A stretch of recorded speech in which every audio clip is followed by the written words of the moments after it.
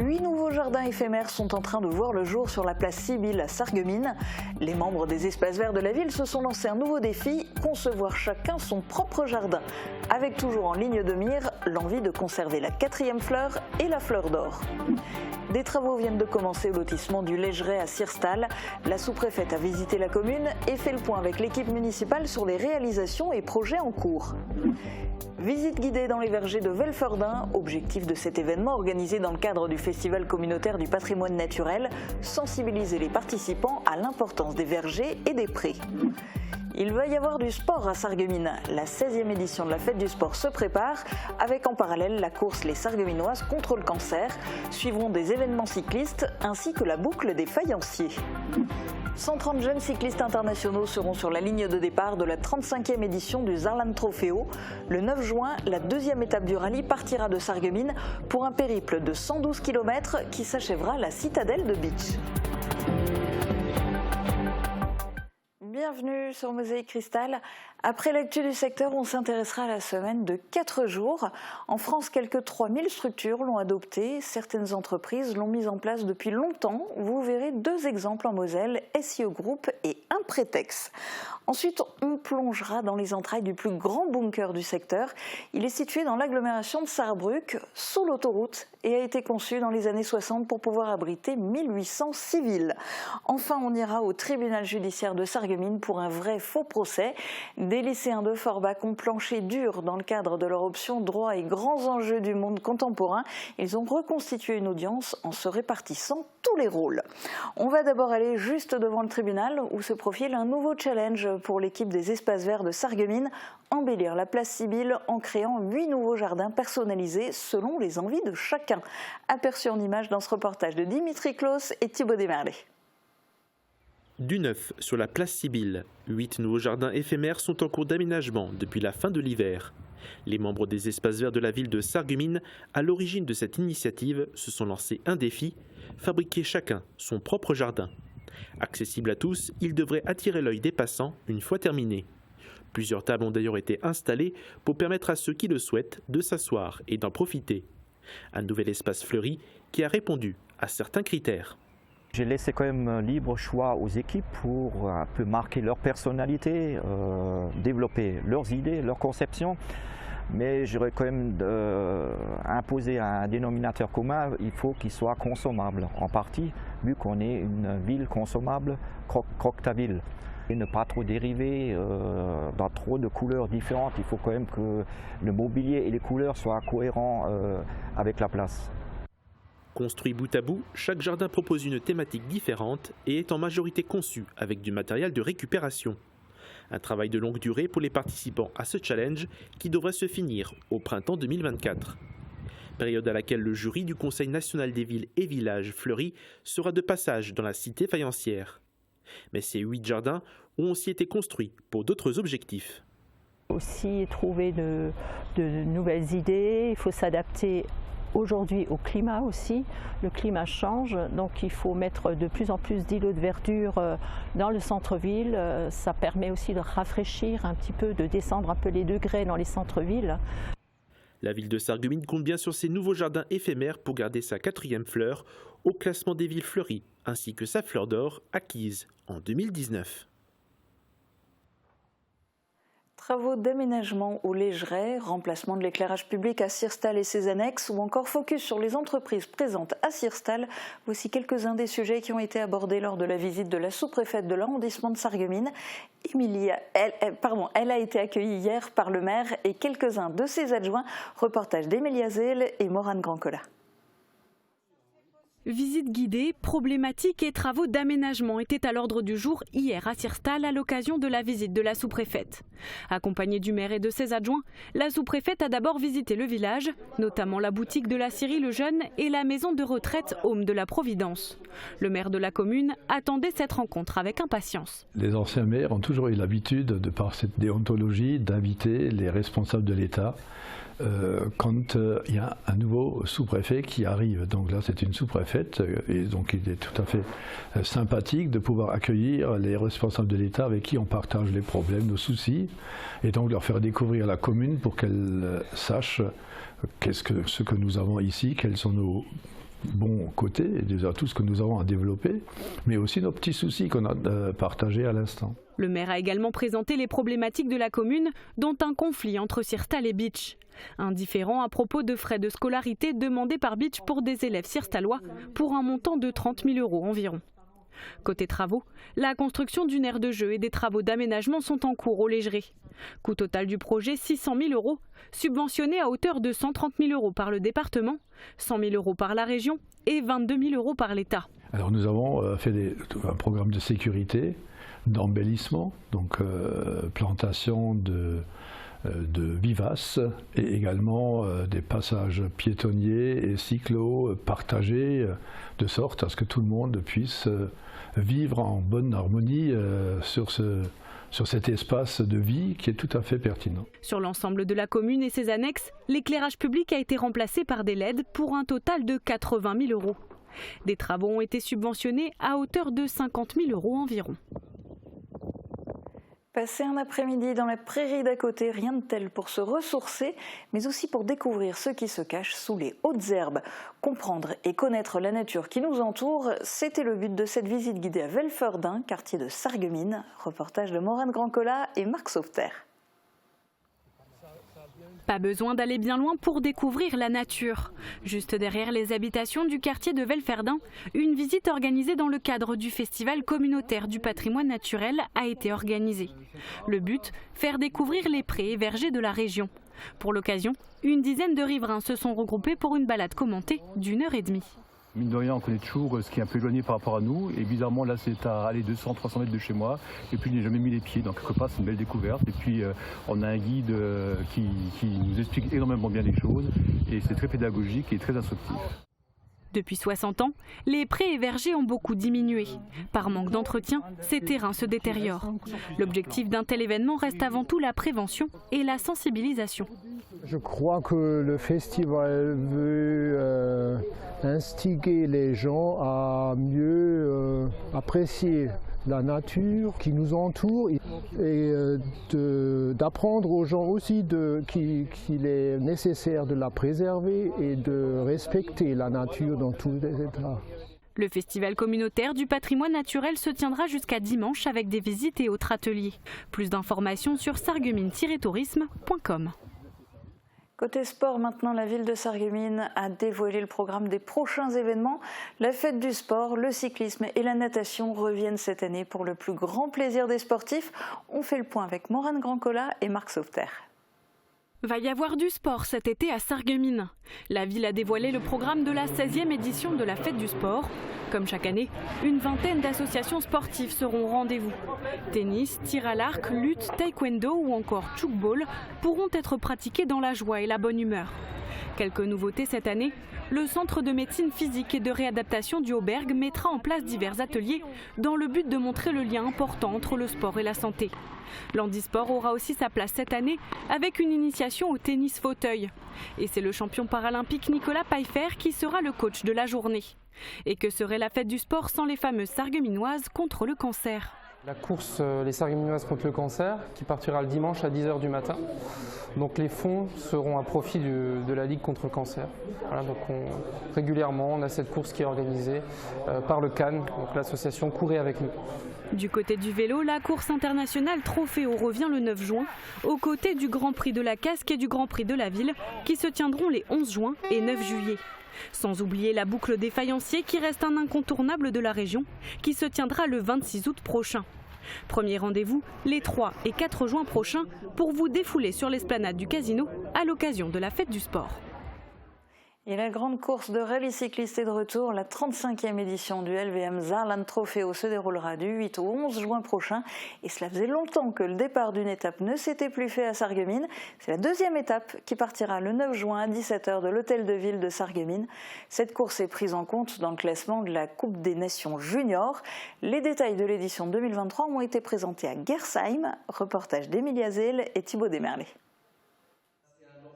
Ils seront 19 équipes nationales et 130 coureurs cyclistes internationaux âgés de 16 à 17 ans. Les détails de la 35e édition du LVM Saarland Trofeo ont été annoncés la semaine dernière dans la Culture House de Gersheim. Des représentants de la CCPB et de la ville de Sarreguemines étaient présents. La course se déroulera du 8 au 11 juin en 5 étapes. Durant la présentation de la course, une rétrospective de l'édition précédente a été faite et les différentes étapes en Allemagne et en France ont été présentées par Andreas Walser. C'est un ex-champion du monde et champion olympique de cyclisme sur route. Cette année, il sera le directeur de la course. Une grande nouveauté va être mise en place cette année. L'objectif sera de permettre aux fans des coureurs du monde entier de suivre la course en direct. Oui, alors effectivement, pour la première fois dans l'édition 2023, nous avons une retransmission en direct par le Saarländischer Rundfunk sur les réseaux sociaux, avec des drones, des caméras sur place, des motos, qui vont donc filmer avec un commentateur et toutes les informations, ce qu'on connaît un peu du Tour de France. Le LVM Saarland Trofeo est de retour à Sarreguemines. En effet, cela faisait longtemps qu'un départ depuis la ville ne s'était pas fait. Les organisateurs souhaitent redémarrer un fort partenariat avec la ville. Sarreguemines, ville sportive, c'est une vraie vitrine de pouvoir organiser un départ devant l'hôtel de ville. Et c'est déjà en fait amorcer la vie sportive aussi. Et c'est aussi une manière de faire honneur au club de cyclistes de Sarreguemines qui a le vent en poupe. Le 9 juin, la deuxième étape partira de l'hôtel de ville de Sarreguemines et arrivera à la citadelle de Beach, ce qui représente une étape de 112 km. Sur les 4 jours, les jeunes cyclistes parcourront environ 430 km. Le partenariat avec la Moselle est également très important pour les organisateurs de la course et le département. Le département est très attaché à la pratique sportive et très attaché évidemment à cette attractivité que peut donner le sport à un département, et puis est très attaché en tant qu'Eurodépartement à avoir d'excellentes relations avec nos collègues et amis allemands. Et puis c'est l'occasion aussi de découvrir la Moselle au travers du pays de Sarreguemines et de Beach. 3 équipes françaises et 2 équipes allemandes participeront à cette édition. L'année précédente, c'était le luxembourgeois Mathieu Kokelmann qui avait remporté le rallye.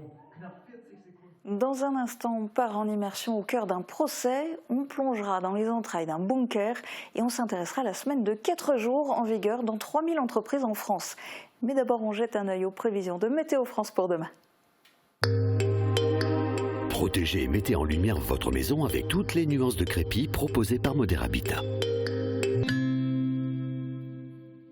Retrouvez votre programme avec le Crédit Mutuel, partenaire des grands événements de votre région. Une banque qui appartient à ses clients, ça change tout. Bonjour tout le monde, je continue mon petit tour d'horizon des zones de plein air sur notre arrondissement avec l'esplanade du casino de Sarreguemines. Difficile de passer à côté avec les nombreuses animations qui sont organisées ici tout au long de l'année. Et le reste du temps, vous pouvez toujours venir profiter de l'aire de jeu, du sentier de promenade qui longe la Sarre et de la proximité avec le centre-ville. Et si on traverse la passerelle, on a un accès direct à la piste cyclable et aux différentes installations sportives. Et quoi de mieux que de profiter de tout ça sous le soleil? En tout cas, c'est comme ça qu'on devrait terminer la semaine. Demain encore, le soleil sera bien présent du matin jusqu'au soir, avec des températures qui remontent encore. 9 à 10 degrés sont prévus pour les minimales et 22 à 24 degrés pour les maximales. Demain, nous fêtons les Bérangers et il fera jour de 5h40 à 21h24. Passez tous encore une très belle journée et à bientôt. C'était votre programme avec le Crédit Mutuel, partenaire des grands événements de votre région. Une banque qui appartient à ses clients, ça change tout. C'est tendance et la spécialité de Jardin et Loisirs, un robot tondeuse à Volmonster et Rohrbach. Thibaut et Stéphanie vous proposent moto, quad, vélo électrique et toute leur gamme d'outils et matériel de jardinage, agricole et forestier. La boîte à musique, c'est la référence pour les particuliers et les pros. Nos experts sont à votre service pour vous conseiller dans différents secteurs. Les instruments de musique, la location de matériel pour tout type d'événement, la numérisation de vos cassettes ou films Super 8, mais aussi pour l'installation de systèmes audio et d'éclairage en milieu professionnel ou à votre domicile. Toute la boutique est au prix du net. Retrouvez aussi tous nos articles sur notre site internet Music Good Deal. C'est l'heure des gros volumes chez Cora Sarreguemines. Rendez-vous sous notre chapiteau pour profiter de toutes les bonnes affaires à petit prix. Faites-vous un jardin haut en couleurs avec notre semaine spéciale jardin de printemps. Toutes les plus belles fleurs vous attendent. Cora, l'hyper proximité.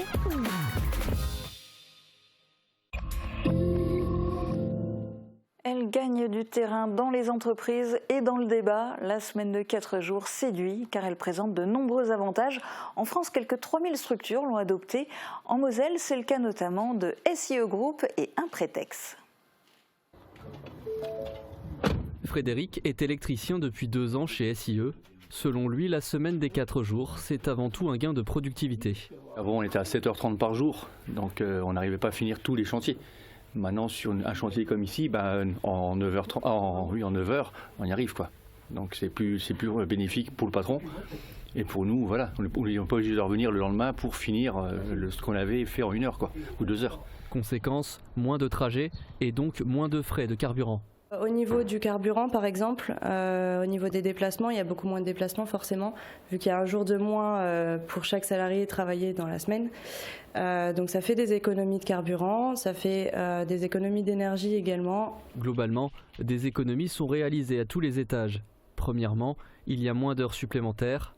Ensuite, certains bureaux sont nomades, c'est-à-dire utilisés par plusieurs collaborateurs en fonction des présences. Enfin, autre exemple avec la semaine des 4 jours, la société délivre un ticket restaurant de moins par personne. Et pour les salariés comme Lucas, informaticien, c'est d'abord plus de temps pour soi.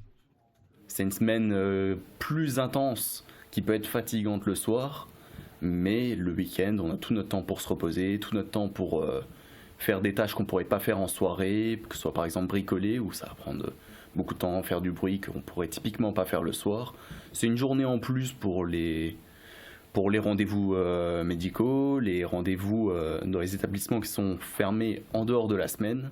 Ici, les salariés ne travaillent pas le lundi ou le vendredi. Depuis l'instauration en 2019, aucun ne veut de retour en arrière. Le dirigeant souhaite même étendre la semaine de 4 jours à 80% de ses employés. Au niveau des inconvénients, oui, des problèmes d'organisation, surtout par rapport aux responsables de service et par rapport à la gestion des plannings.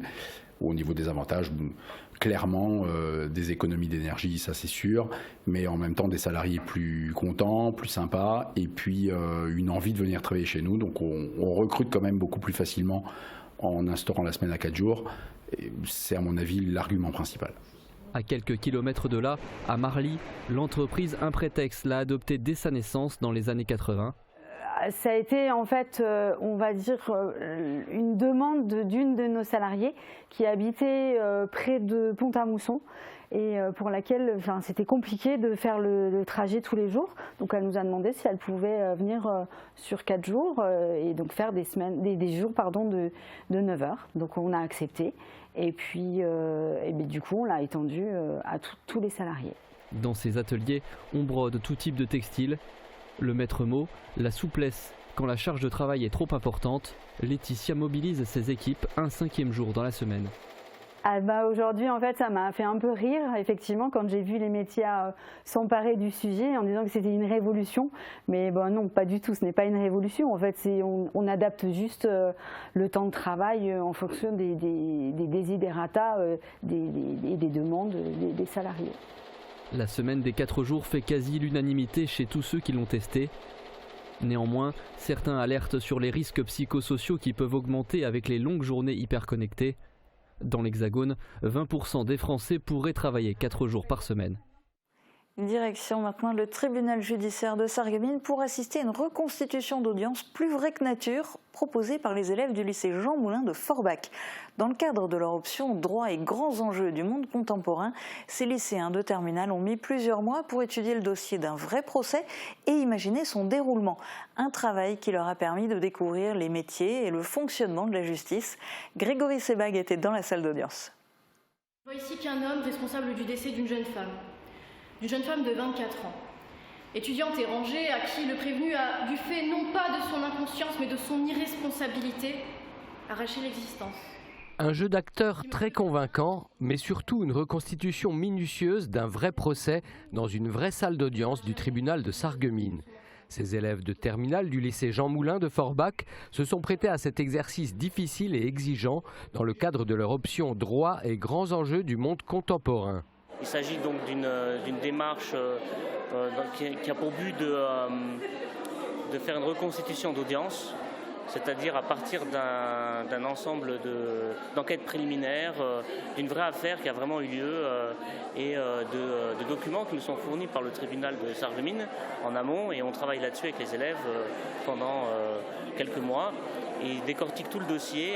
Ensuite, chaque élève décide de jouer un rôle bien déterminé qui lui correspond, et on répète plusieurs fois et on essaie de rectifier les mots qui ne vont pas, les tournures de phrases qui ne vont pas, et à la fin, au final, on aboutit à quelque chose qui ressemble de très près à un procès qu'on peut avoir en correctionnel. Juges, procureurs, greffiers, avocats, prévenus ou témoins, tous les protagonistes du procès sont interprétés par les élèves. Il a fallu plusieurs mois de travail collectif ou personnel pour étudier le dossier de cette affaire de délit routier et pour imaginer le déroulement du procès dans ses moindres détails. Pour se préparer, ils ont été aidés par leurs professeurs, mais aussi par des professionnels du droit venus leur parler de leur métier. Alors c'est beaucoup de travail personnel à la maison, beaucoup reprendre les faits, les dossiers qui nous ont été partagés, beaucoup de lecture pour bien s'imprégner du rôle, des personnages, de ce qui s'est passé lors du procès, pour le refaire au mieux nous-mêmes. Donc beaucoup de travail en classe aussi, avec les professeurs qui étaient là derrière nous pour nous aider, nous donner des petits tuyaux pour nous améliorer dans nos plaidoiries, dans nos réquisitoires. C'est vraiment beaucoup de travail, mais à la fin c'était presque naturel. À force on connaît par cœur et ça va tout seul. Alors en réalité, tout ce que vous avez vu aujourd'hui est le résultat d'un travail de groupe surtout. Je ne pense pas qu'on serait arrivé à ce résultat si on nous avait juste jeté le dossier et si on avait dû le préparer dans notre coin. On a fait énormément de reconstitutions d'audience en classe avec Monsieur Péché, on a eu des intervenants, une conseillère du SPIP, Madame la substitut du procureur de la République. On a également eu l'intervention d'un expert en sécurité routière. Combiné à un travail personnel, on arrive à ce résultat-ci. Et le plus grand défi aujourd'hui, finalement, c'était de réussir à recracher son texte sans bégayer, ne pas être trop nerveux. En outre, il y a quelques incohérences dans les témoignages. Tandis que Madame Nairobi affirme que M. Paul Berlin roulait à une vitesse avoisinant les 130 km/h, ce qui semble tout de même être une vitesse quelque peu exagérée. La reconstitution est suivie d'un échange avec des magistrats et des greffiers professionnels qui ont assisté à la prestation des élèves. Hormis quelques erreurs relevées, ils leur font part de leurs félicitations pour la qualité du travail accompli. Par exemple, il y a des choses assez importantes quand même, c'est que quand il y a des tours de parole, il est extrêmement important que les tours de parole, les tours de questions concernent non seulement les assesseurs, le procureur bien entendu, mais aussi les avocats. Et les avocats ont leur tour de questions en même temps. Écoutez, j'ai trouvé effectivement que c'était une très bonne prestation qui a été visiblement bien préparée par les élèves et par leurs professeurs. Ils sont assez impressionnants au niveau de leur éloquence et au niveau de la maîtrise de leur sujet. Après, je trouve qu'effectivement, ça peut être une très bonne chose pour eux de se retrouver en salle d'audience, in situ, parce que ça leur permettra d'avoir une première approche par rapport à leur potentiel futur métier, bien que les études de droit soient ouvertes à autre chose qu'aux professions judiciaires. Mais je pense que ça a été une expérience riche pour eux, et puis ils ont l'air très satisfaits aussi du travail qu'ils ont pu fournir. Et je pense d'avoir été effectivement apprécié, notamment par des professionnels qui étaient ici à l'audience. C'est la deuxième année qu'une telle initiative est organisée au lycée Jean Moulin. Elle permet aux élèves de se familiariser avec le monde de la justice et son fonctionnement, des domaines souvent trop méconnus. Les connaissances acquises seront sans doute précieuses pour les élèves qui se destinent à poursuivre leurs études dans une filière en fac de droit. Enfin, cet exercice d'éloquence constitue un bon entraînement avant le grand oral du bac qui se déroulera dans quelques semaines. Un accident soit corrélé avec le fait que vous abusiez de l'alcool. Et je vous propose maintenant de visiter le plus grand bunker de notre secteur. Il était prévu pour abriter 1800 personnes. Il est situé à Gudingen, dans l'agglomération de Sarrebruck. Sa superficie est de 1800 mètres carrés. Il comprend 1800 sièges. Il est alimenté en électricité par 2 générateurs diesel et en eau par des puits.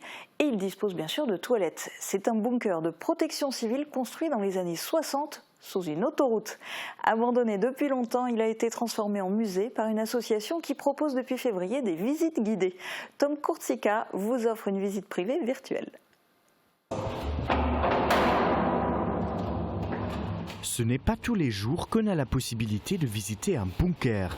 Découvrez donc le plus grand bunker civil de notre secteur à Güdingen en Saar, qui a été transformé récemment en musée par l'association Unterirdisches Saarland e.V.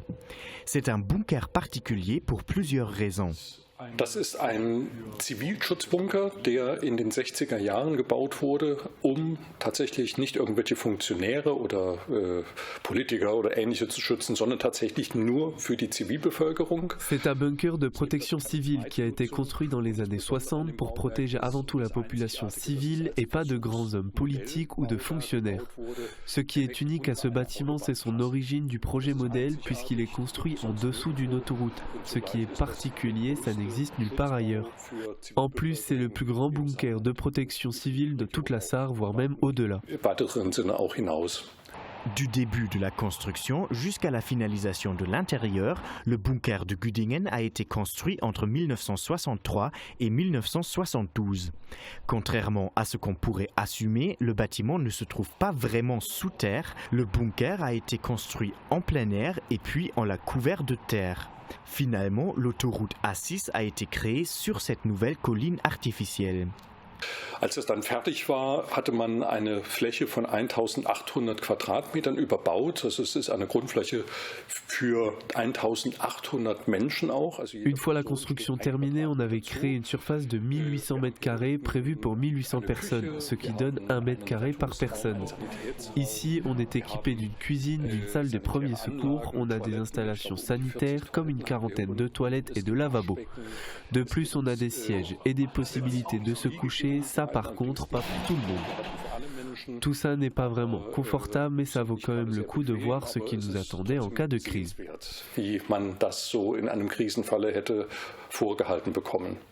En cas de catastrophe, l'équipage du bunker aurait permis à ces 1800 personnes de survivre en autonomie pendant 28 jours. Par contre, l'existence de ce bunker n'a jamais été promue devant la population sarroise. C'est pourquoi de moins en moins de personnes étaient au courant de son existence ces dernières années. Il a quand même été maintenu régulièrement par la protection civile de Saarbrück, la dernière rénovation datant de 2005, mais sinon le bunker était plus ou moins abandonné. Florian Brunner l'a découvert dans le cadre de ses recherches pour un livre sur le souterrain de Saarbrück. L'histoire du bunker lui a tellement inspiré qu'il a fondé l'association Unterirdisches Saarland e.V. afin de le transformer en musée. Des visites guidées sont proposées depuis février de cette année. Les réactions des spectateurs sont souvent les mêmes. Also viele sagen, also im Krisenfall möchte ich nicht hier unten sitzen. Ja, oder ich sag mal, wenn mich die Bombe trifft, dann hoffentlich gleich richtig.